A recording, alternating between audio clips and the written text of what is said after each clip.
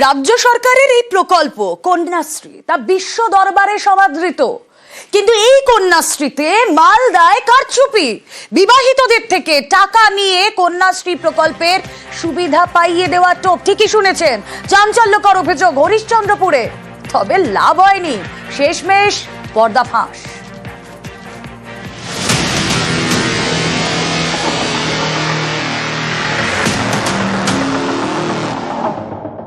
বিয়ে হয়ে গিয়েছে, সন্তানও রয়েছে, তারপরও কন্যাশ্রীর টাকা পেতে আবেদন।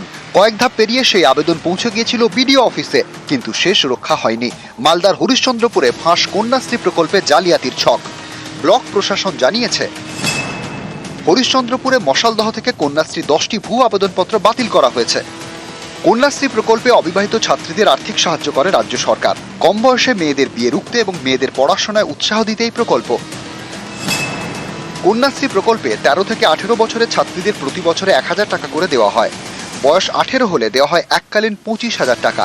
এই টাকা পাওয়ার অন্যতম প্রধান শর্ত, ছাত্রীদের অবিবাহিত হতে হবে। কিন্তু মালদার হরিশ্চন্দ্রপুরে বিবাহিতরাও কন্যাশ্রীর 25,000 টাকা পেতে আবেদন করেন। এর পিছনে প্রতারণা চক্র রয়েছে বলে অভিযোগ। স্থানীয়দের দাবি, মাস দুয়েক আগে পঞ্চায়েত কর্মী এবং বিডিও অফিসের কর্মী পরিচয়ে গ্রামে দুজন আসেন। তারা টাকা নিয়ে বিবাহিতদের কন্যাশ্রীর টাকা পাইয়ে দেওয়ার টোপ দেন। এর জন্য প্রতি আবেদনকারীর থেকে 2 থেকে 5,000 টাকা করে নেন। কত করে দাবি করছিল তারা? 5,000 দাবি করছিল, 3,000 এ দিয়েছি। কোন অফিস থেকে এসেছে বলেছিল তারা? ওই যে একটা পঞ্চায়েত, একটা ব্লক। ভাতি যেটা ভাবেনি তো। কতদিন আগে এসেছিল তারা? হয়ে যে বলেছে 2 মাস লাগছে। কেটু অ্যাপ্লাই করলাম, তখন আমার মেয়ে দিবস হয়ে গেছে।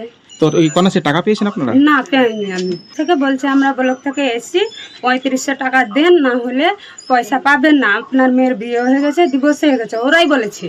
তো টাকা দিয়েছিলেন আপনারা? জি, আমি টাকা দিয়েছি। কত টাকা দিয়েছিলেন? 3500 টাকা দিয়েছি। মশালদহের কয়েকটি আবেদনপত্র দেখে সন্দেহ হওয়ায় তথ্য যাচাই শুরু করেন জয়েন্ট বিডিও। তাতেই কন্যাশ্রী প্রকল্পে কারচুপি প্রকাশ্যে। আমরা অনেক অ্যাপ্লিকেন্টস ম্যারিড পেয়েছি, যেগুলো ডিসকোয়ালিফাই করা হবে।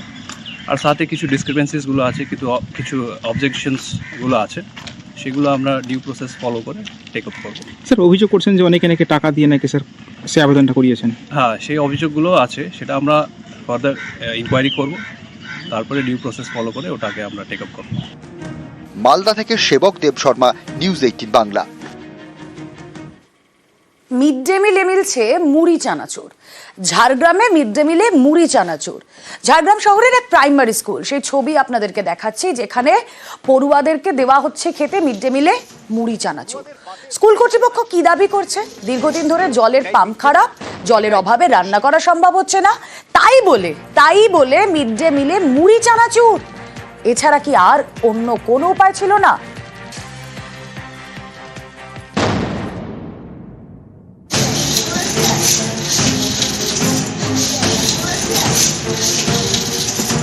পড়ুয়াদের পাতে মুড়ি চানাচুর, এটাই মিড ডে মিল, এটাই পুষ্টির খাবার। মিড ডে মিলে মুড়ি চানাচুর দেওয়া হচ্ছে ঝাড়গ্রামের নিউ টাউনশিপ প্রাথমিক বিদ্যালয়ে। কিন্তু কেন রান্না করা হচ্ছে না? স্কুল কর্তৃপক্ষের দাবি, গত 9 মাস ধরে স্কুলের জলের পাম্প খারাপ, তাই রাস্তার কল থেকে জল এনে মিড ডে মিলে রান্না করা হচ্ছিল। কিন্তু এত খাটতে নারাজ মিড ডে মিলের কর্মীরা, তাই শিশুদের পুষ্টির খাবারে দেওয়া হচ্ছে মুড়ি চানাচুর। মাসিদের কাছ থেকে শুনলাম ওদের জ্বর এসছে এবং জল বয়ে বয়ে ওদের হাত পাও ব্যথা আর কি। ওরা বলছে আর আমরা জল বইতে পাচ্ছি না। তখন আমি ওদের কষ্ট দেখে আর কি করলাম, বাচ্চাদেরকে তো খাওয়াতে হবে, তখন আমি মুড়ি চানাচুর কিনে আনলাম। দিয়ে ডিএম সাহেব, চেয়ারম্যান সাহেব, কেউ যদি দয়া করে আমাদের একটা নতুন পাম্প দেন, তাহলে আমাদের স্কুলটা খুব উপকৃত হয় আর কি। এখানে কি জলের সমস্যা রয়েছে? হ্যাঁ, 6-7 মাস হলো খাবার জল বাচ্চাদেরকে বাড়ির থেকে দিয়ে পাঠায়। আর স্কুলে রান্না বান্না বা এমনিও জল ঘোলা, রাস্তার কল থেকে বয়ে এনে রান্না করেন। কেন স্থানীয় প্রশাসন দেখছে না? না, আমরা চাইছি যে কল একটা ব্যবস্থা করে দিন, যাতে বাচ্চাদের অসুবিধে না হয়। ঝাড়গ্রামের ঘোড়াধারায় নিউ টাউনশিপ প্রাথমিক বিদ্যালয়, এখানে মিড ডে মিলে মুড়ি চানাচুর। আবার এই স্কুলেই চলে অঙ্গনওয়াড়ি কেন্দ্র, সেখানে কিন্তু মিড ডে মিলের রান্না হচ্ছে। এখানে কোনো ব্যবস্থা নেই পানীয় জলের। আমরা অনেক দূর থেকে এখান থেকে জল নিয়ে এসে হয়ে তারপরে শিশুদের অঙ্গনারী রান্না হয়। জানানো হয়েছে, হেড স্যার ছিলেন, উনি তো রিজার্ভ করেছেন। তারপরে যে ম্যাডাম এলেন তাকেও বলেছি, সেও কোনো ব্যবস্থা করেনি। আমাদের ফ্যান্ডে টাকা নেই, আমরা করতে পারবো। পৌরসভায় গেছিলাম, এখানে কমিশনারকেও বলেছি, অনেকবার বলেছি কমিশনার। অনেকেরই প্রশ্ন, অঙ্গনওয়াড়ি কেন্দ্রে মিড ডে মিলের রান্না হলে প্রাইমারি স্কুলে কেন হচ্ছে না? কেন স্কুলে পুষ্টির খাবারের জায়গায় মুড়ি চানাচুর? এতদিনও স্কুলের জলের পাম্প কেন ঠিক করা হয়নি? পাম্পটা খারাপ হয়েছে আর 6-7 মাস হয়ে গেল। অনেক চিঠি অনেক জায়গায় দেওয়া হয়েছে, কোনো রেসপন্স পাইনি আর কি। এরপরেও আবার এই রিসেন্ট আবার অ্যাপ্লিকেশন দেওয়া হয়েছে ডিএম অফিসে, নানা রকম আমাদের টিচার দিয়েছে আর কি। তো এখনো পর্যন্ত তার কোনো সুরাহা হয়নি। যদি কোনো টিউবওয়েল খারাপ হয়ে থাকে তাহলে আমাকে যদি খবর পাই আমরা তাহলে ঠিক করে দেবো, কিন্তু এরকম কোনো খবর নেই। আর ওইখানে তো যে জায়গায় স্কুলের জন্য বলা আছে ওখানে তো আশেপাশে দুনিয়ার টিউবওয়েল দুনিয়ার সব আছে, এবং মিউনিসিপ্যালিটি রানিং ওয়াটার আছে। অবান্তর এই ভাঙা লাগিয়ে মেনটেন বন্ধ করা তো উচিত নয়। সেক্ষেত্রে স্যার কি এটা কি ব্যবস্থা নেওয়া হবে? দেখছি, খবর লাগাচ্ছি কেন এরকম হবে। ঝাড়গ্রাম থেকে রাজু সিং, নিউজ 18 বাংলা।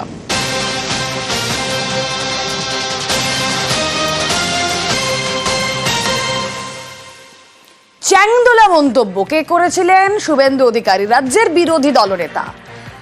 সংখ্যালঘু কর্মীরা, বিজেপির যারা সংখ্যালঘু কর্মী, তারাই এই চ্যাংদোলা মন্তব্যে এবার ক্ষুব্ধ।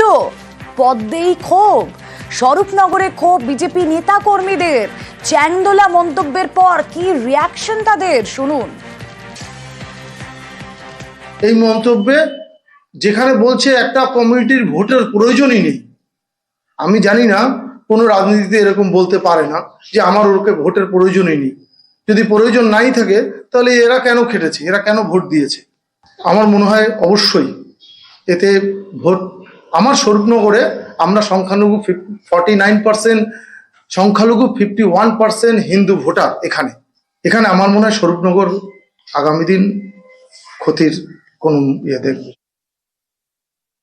বর্তমান যে পরিস্থিতি যেটা তৈরি করছেন, বিশেষ করে শুভেন্দুবাবু, ওনার ভাষাভিত্তি দেখে আমাদের মনে হয় যে উনি এই ভারতীয় জনতা পার্টিটাকে বেশি দূর উনি এগিয়ে নিয়ে যেতে পারবে না। এই যে সমস্ত ভাষাভিত্তি উনি ব্যবহার করছে, বিশেষ করে মুসলিমদের বিরুদ্ধে, তাতে করে আমাদের এই রাজনীতিটা এগিয়ে নিয়ে যেতে আগামী দিন খুব সমস্যা হয়ে যাচ্ছে। আমাদের উপনেতৃত্ব যারা আছে, আমরা যদি ওনার বিরুদ্ধে কোনো স্টেপ না নেয়, তো যেমন আগের বার 18টা ছিল লোকসভা, এবার 12টা হয়েছে, সে একমাত্র ওনার জন্য হয়েছে। শুভেন্দুবাবু এমন এমন লেকচার দিচ্ছেন, ভাষণ দিচ্ছেন যে মুসলিমদের তুলে আছাড় মারবে, এ করবে, তা করবে, কিন্তু আমরা কোনোদিনও ভাবিনি যে ভারতীয় জনতা পার্টির মধ্যে এইসব কালচারের মধ্যে আমাদের থাকতে হবে, যে মুসলিম বিদ্বেষী কথা হবে বা কোনো জাতি টেনে কথা হবে, এইটা আমরা কোনোদিনও ভাবিনি।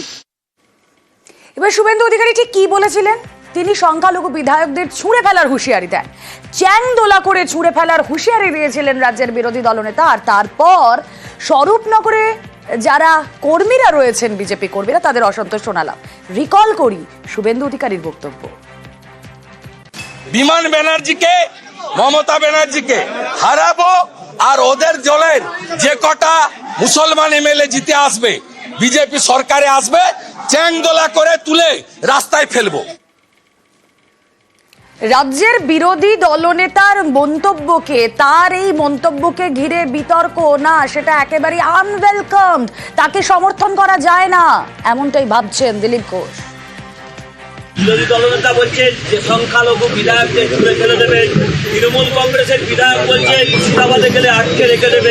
এই ধরনের রাজনীতি, এটা রাজনীতির বিষয় নয়, কিন্তু যেভাবে হাওয়া গরম করার চেষ্টা হচ্ছে বা যে ধরনের বক্তব্য সরকারি তরফ থেকে আসছে, প্রতিক্রিয়া তো হবেই। কোনোটাই আকাঙ্ক্ষিত নয়, কোনোটাই আমি সমর্থন করি না। গণতান্ত্রিক পদ্ধতির মধ্যে হোক, কিন্তু দায়িত্বটা সরকারকে নিতে হবে যাতে পিসফুল সবকিছু হয়।